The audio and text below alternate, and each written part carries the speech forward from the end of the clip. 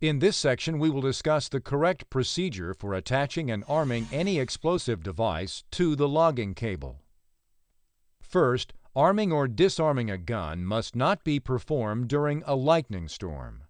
Arming procedures must not commence if such weather, a helicopter or a boat, is expected to arrive before the arming operation can be completed and the gun introduced into the well to a minimum depth of 200 feet or 70 meters below ground level or the sea floor. For approaching storms, use the 30-30 rule. After seeing the lightning, wait for 30 seconds. If you hear the thunder in that time, do not proceed. Secondly, wait 30 minutes after the storm has departed before proceeding.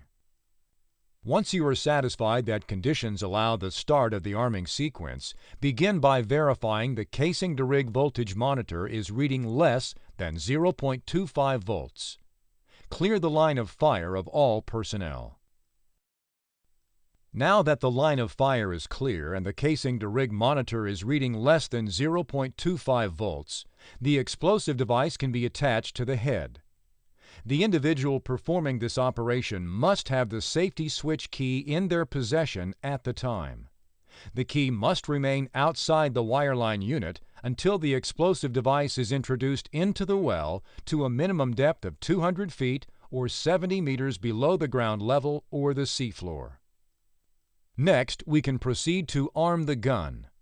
Only the engineer or technician in charge of the job may arm a gun.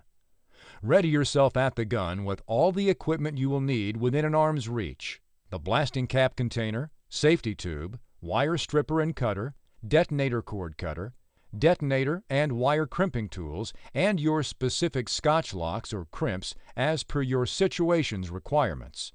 Also, have the appropriate Allen key and spanner for your specific gun's bottom nose handy. Remember, the cable must be attached to the gun string before the gun string is armed.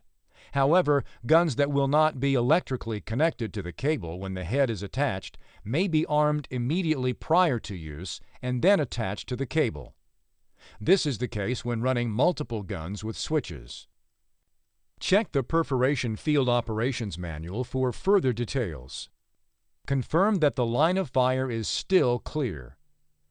Electrostatic discharge is a concern at this point of the procedure, so before touching any explosive device, you must establish electrical equipotential between yourself and the hardware.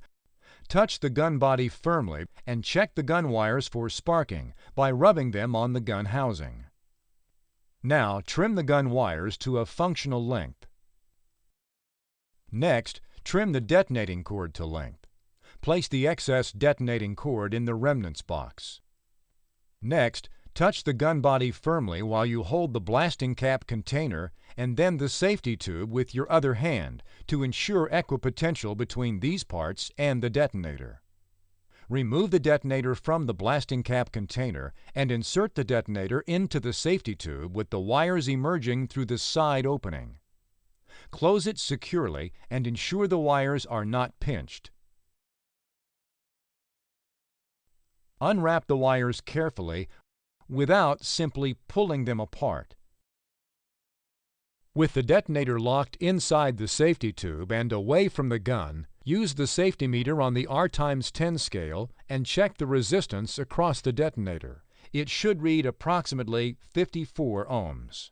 Now that we have checked the resistance of the detonator, we can trim the detonator's wires to a functional length. When doing this, always trim the wires one at a time. Clip the safety tube to the underside of the gun, making sure the wires are not pinched as you do this. Using the appropriate crimping pliers, connect one lead from the detonator to the live wire of the gun.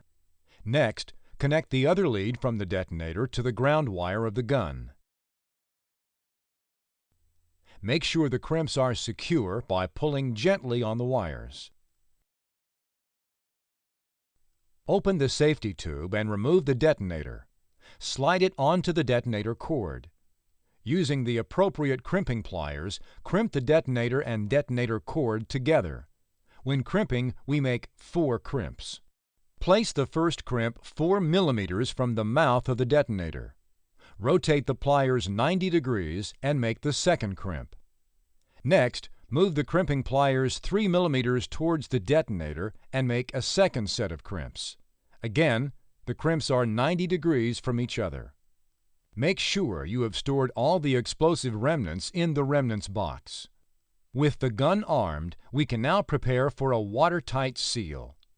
Cradle the detonator and wires in a cork sleeve if this is required by your specific detonator or gun system's field operations manual. Carefully screw on the bottom nose, using the hole at the bottom to verify the position of the detonator while screwing on the bottom nose. Insert the side screws that hold the bottom nose in place. Insert the plug into the bottom nose and check the O-ring. Tighten the plug fully.